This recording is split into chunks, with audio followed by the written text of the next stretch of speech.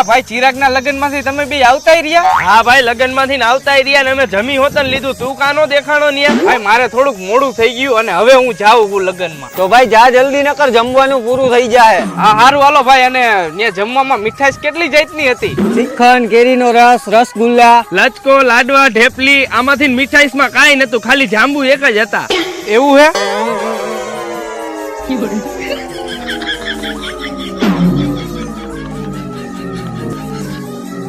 એમ ભાઈ તે કવરમાં એક જ નોટ રાખી? કેમ કે ત્યાં મીઠાઈ શેક છે એટલે મેં આમાં એક જ નોટ રાખી, બાકીની 4 ગીચામાં નાખી. સમજો હો ને તમે, મીઠાઈ પ્રમાણે જ વ્યવહાર કરાવજો.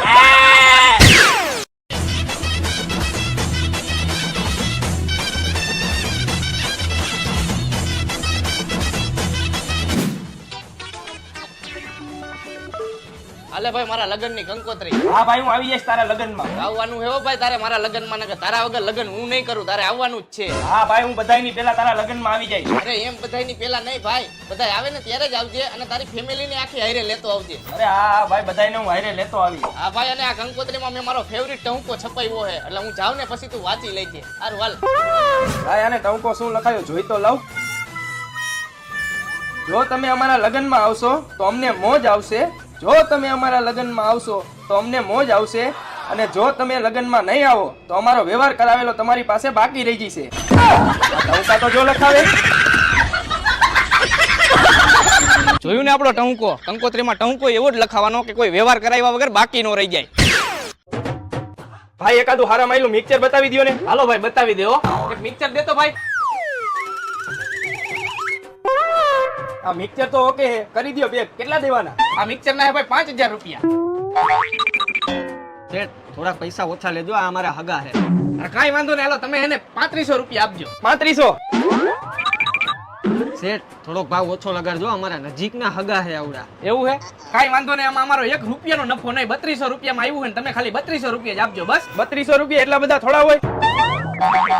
શેઠ આ અમારા બહુ વધારે હગા થાય છે, આટલો બધો ભાવ નો રાખો, થોડોક ઓછો રાખો. એવું હે?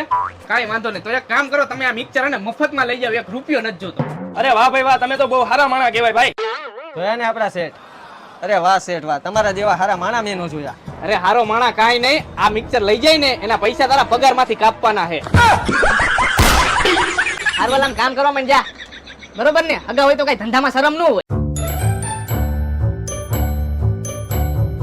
હાલ ભાઈ તારો વારો આવી ગયો. જાઓ ભાઈ તમે બે જાઓ.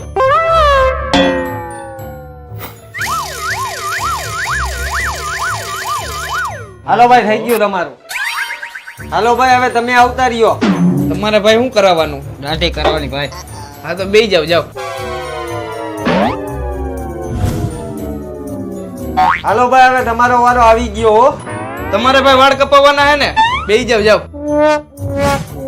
ભાઈ મેં મારી જિંદગીમાં તારા જેવો પહેલી ફેરા માણા જોયો કે જેનો વારો આવી જઈએ ને તોય બીજાને એમ કહે કે ભાઈ તું પેલા બેસી જા. હું થોડો ભાઈ અહીંયા વાળ કપાવવા આવ્યો હોઉં. તો શું અહીંયા આવ્યો હો? એમાં એવું હે, મારા ઘરે એસી નથી, તો તમારે ત્યાં હું એસી ની હવા ખાવા આવ્યો હોઉં. ભાઈ તમારે ત્યાં એસી ની હારી હવા આવે. ભલે હારી આવતી હોય તું બહાર નીકળ. ક્યાંથી આવી જઈ આની જેવા હવા ખાવા હતું? લાવ એસી જ બંધ કરી દો. અરે યાર, અત્યારે જ મને પેટમાં દુખાવો થવો છે.